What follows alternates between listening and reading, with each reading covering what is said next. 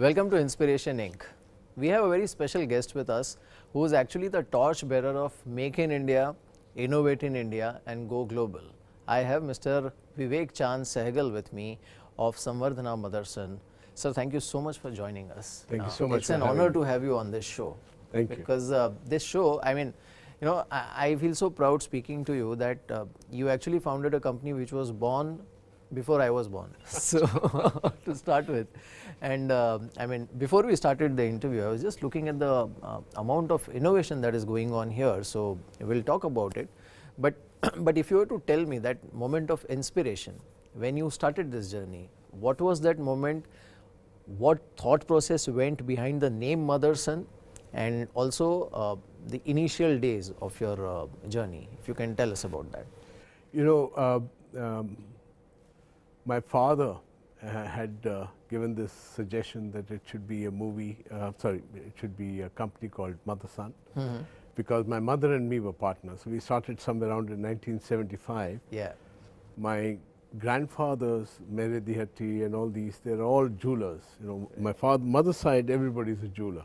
My father's side, everybody was in the film lines. So I was the only guy who was coming into trading and industry per se.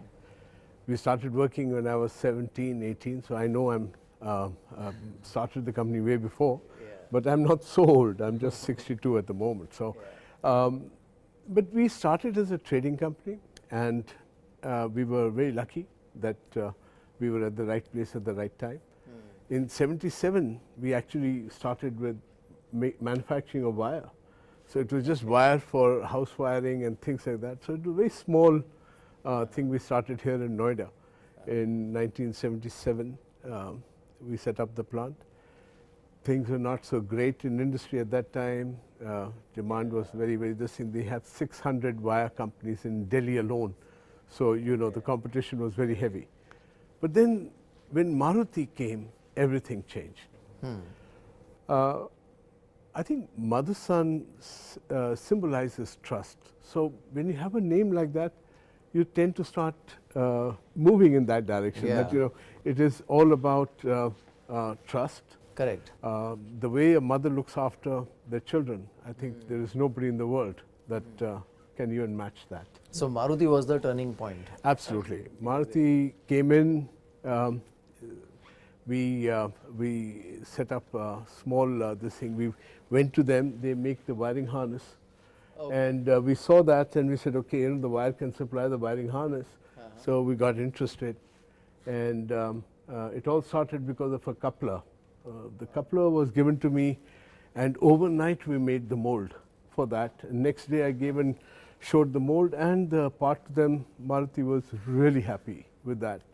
I got the drawings, I came to know my collaborator's name, and I was in Japan the next week, and I was talking to the collaborator. Of course, he threw me out of the office, but that's okay. Well, why did he do that? Oh, because he had had bad experiences in India. So he said, here comes a young fellow who wants a joint venture.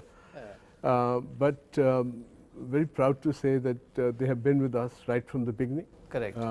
Now we are in the 35th year with Maruti. Correct. With Sumitomo, sorry. Sumitomo. So it was first time they threw us out, but then after that they took us into their hearts. What was going on in your mind when he sort of shooed you away that, you know, we can't do business with you guys? So what was playing in your mind at that point? That actually happens because, you know, people have different experiences. I mean, he had already had 4 very bad experiences in India. So I told him, you know, at the end of it, before I was leaving, I told him, you know, his name was Mr. Yamaguchi, so I told him, Yamaguchi-san, even the 5 fingers on your hand are not the same. You're comparing 5 people. Correct. So that, I think, kind of got him. Then he said, okay, fine. What I'll do is I'll come to India. I want to see what you're doing. So then he came within 2 months or something like that. He saw the plant. He was very happy with what he saw. It was a very small plant, but he was very happy. He also went and met 2 or 3 other companies. But then there was something about the passion in which we were, what we were trying to do, and also a little bit of the Japanese connection that we had before. Correct. That kind of sort of gave him the chance, okay, fine, let's trust this guy. Right. So there was a very, very profitable trust for Sumitomo. I'm sure, I'm sure. But so when you started off, you never thought that you would be predominantly in the automotive space when you started, because you started with wiring and then it just happened. Can we say that? Or No, in fact, I was always very passionate about cars. I just love cars. When we got into this business, we could actually see that we are talking to the latest of the car makers, the new parts coming. We were seeing cars that people would see 2 years, 1.5 years, 2 years later. So right. it was very That was exciting yeah. enough. So for me, I was 22, 23 years old at that time. Whoa, cars were always something which is exciting for the youngster. And India never had that kind of variety Absolutely. those days. Yeah. So that allowed us to actually catch the imagination. Then Maruti did such a fantastic job, because what Maruti did was not only were they passionate about what they were doing, but that entire thing, the whole supplier community, everybody together, very, very inspiring, very, very inspiring. So you were automatically inspiring each other and going really do the way.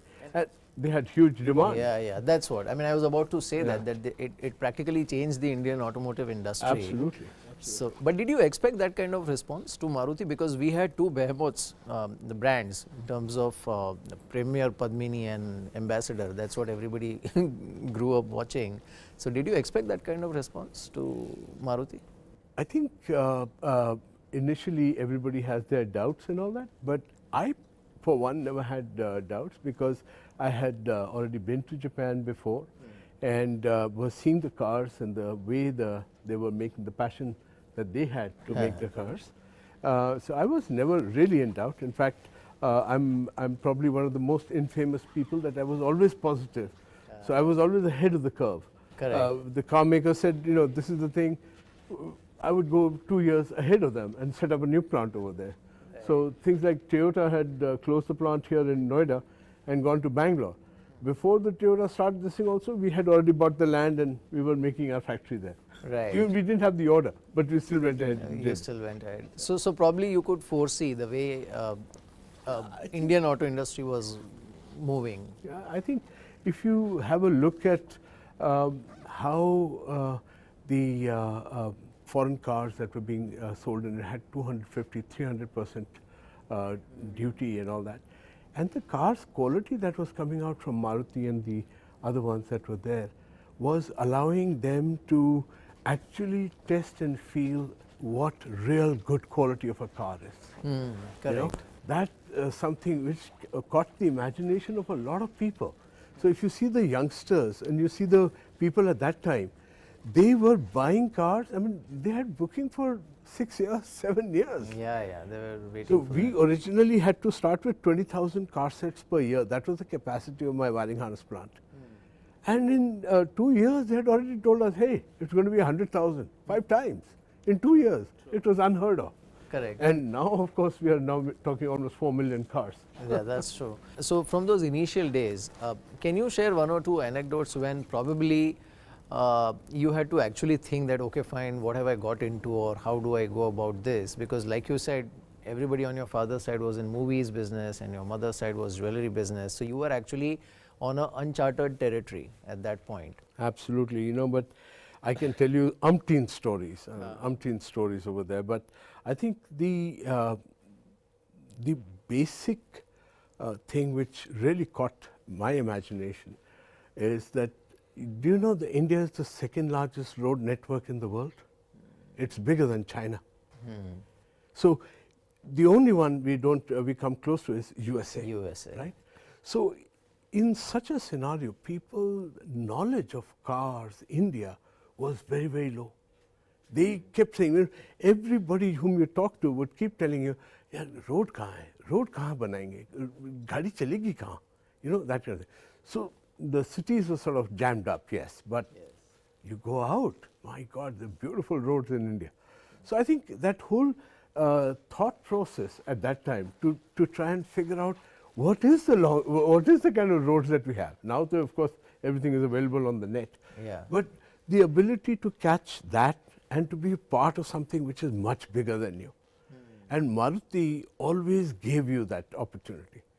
So for us, it was there. After wire, we got into polymer because we had to make the connectors. So the machine, the volumes were very small. So then we started making other plastic parts, you know. Okay. So that's how we got into that. And from there, we got into interiors. From the interiors, we got into exteriors. So one thing led to another.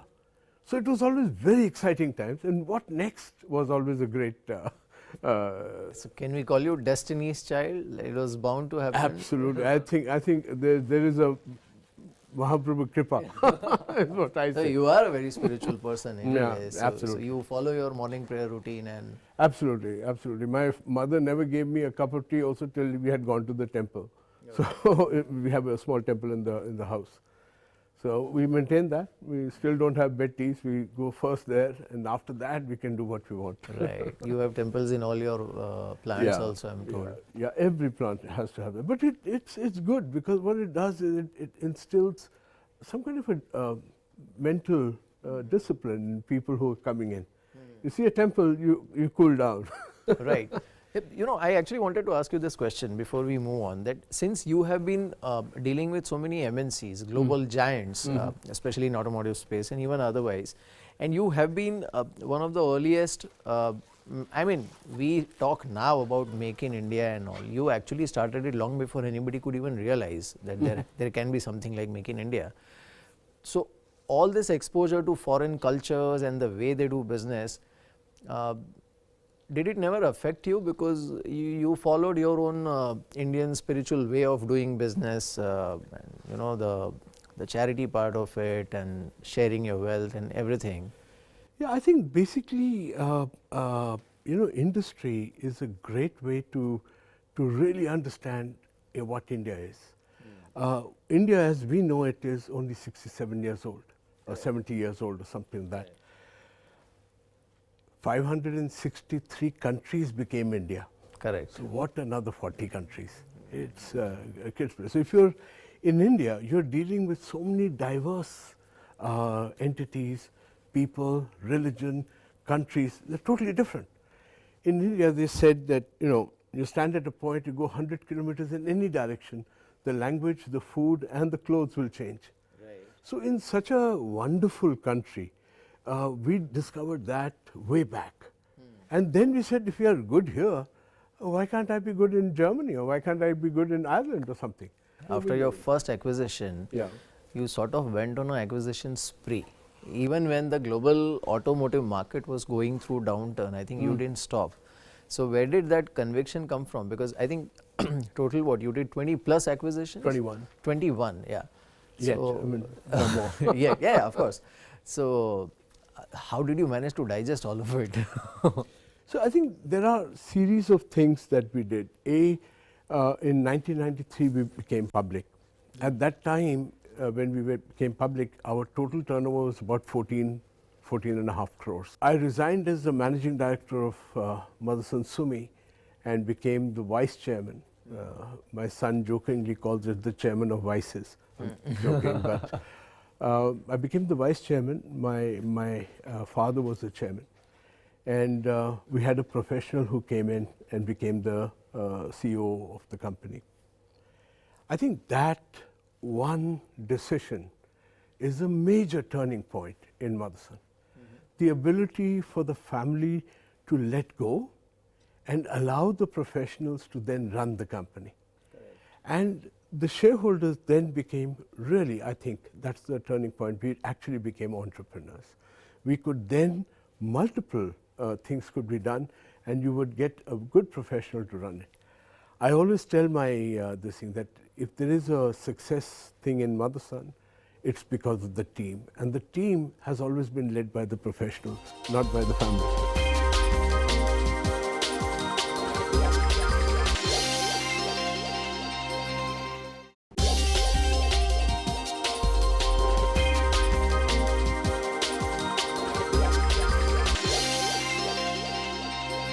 Welcome back after the break. हमारे साथ सहगल साहब हैं. Sir, thank you so much for staying with us. Now, so actually while speaking to you, I realized that probably you are a very positive person, and you don't take things or challenges in a very negative way. But the journey is never that easy as you are making it sound. So if you can tell us about that. Yeah, I think the probably related to your blood, and I'm B positive, so So am I. so you got to be positive in everything. I think basically what we have seen in the last 43, 44 years is that there are going to be huge challenges. There are going to be things, people are going to come up with ways and ideas and things which really won't make sense. But you have to actually find a way how to go through that. So when we made the vision of our group somewhere around 97, we actually made it very simple, clear, so that people could understand, all the people working in Motherson could understand it. We have not changed even a comma in that. It is to be a globally preferred solution provider. Yeah. That's it. And every annual report of ours you can take up, the vision is very clear. It says to be a globally preferred solution provider. But honestly, that's what life is all about. I mean, every day you have a challenge. You can call it a challenge, you can call it a problem, but you've got to find the solution. Correct. So in that sense, to be negative doesn't make sense at all. Yeah. Because then you're giving up. Opportunity, another name of that is actually a problem or a challenge. So we've learnt the hard way or the easy way is look at life as a challenge and then find the opportunity. We were only looking for that one reason. A lot of people ask us, boss, what did you do right and the old guys didn't do right? I said, well, I'm not thinking them that way, you know. I don't want to go wrong. Correct. For me, money is precious, and hence I would like to do what is right for that company. Absolutely. So I think it's a way of this thing. Time teaches you that, but also there are great gurus that have come from Japan, from India, from different parts of the world, who in their own way come and teach you. So if you are lucky, you will find great people coming and teaching you that. And all Can you you have to name do a is, few of them who inspired you the most or influenced you the most? there are people whom you nobody would know, but I would say Mr. Oda, Mr. Yamaguchi, the one that I told you about before. There is some great friends of mine. One gentleman who taught me right from the beginning when I was in trading days, Mr. Hiraoka, he was there. So I was working with the Japanese a lot, so most of them are from there. Currently, the real mentor in the group is Mr. Morimoto. He's a great guy. He was ex-Sumitomo. Then after he retired from there, we brought him into our this thing. He teaches us ways and means and things which are unbelievable. Just simple things, but he will tell you. He says, in India, you have the fourth largest train network in the world. And you have single engines pulling 100 bogies. But in Japan, he says, we have 14 bogies, 14 engines. So that was the reference he was giving for our divisions. That in the division, every division should have an engine. Actually, while our walk down this path, I was quite, I'm feeling very proud that, here is one company, and I'm speaking to you, who's catering to, the mass market and the mass products, and on the other hand, also catering to some of the most coveted, I would say, brands globally, be it Mercedes or BMW, and we can see a host of them. So how do you manage this? How do you innovate products on such a large scale? So I think the secret lies in the fact that each unit, each company is focused on particular customer. Right. So the ability to catch the innovation there, these were companies that were going to go bankrupt. So one thing is to open green fields and things like that, but also it's very important to give a second chance to certain customers, certain companies, certain products, certain thinking. When you do that, those people also appreciate what you're doing. So in the history of Motherson, we have never closed a plant. We have never moved a plant. We keep the plant in that country, same people. Some of the largest companies actually do that. Yeah. The first solution they come up with, let's close the plant or move the plant shift it or to downsize. something cheaper. No, we don't do that. We don't do that. The ability to think differently is what is important. We have about, with God's grace, about 140,000 people working in our group. So that's a lot of ideas and a lot of ideas, innovations and a lot of patents. Yeah, exactly. Actually that was my next question, because I was looking at your product lineup. So how many patents you have, and how many you would have? I don't count, but it probably be about 1,800 or so plus, something like that. Can I safely say that there will be no car in India which will not have some part coming from your plant in it? So, आपके मुंह में घी शक्कर, thank you. Definitely, we are not attached to any one particular customer. We have a way of de-risking ourselves. We have a clear policy which says 3CX15. My customers know it, which means no car company, no component, no country more than 15% of our turnover. And I think the next 5-year plan that we will come in 2020 will go to 3CX10.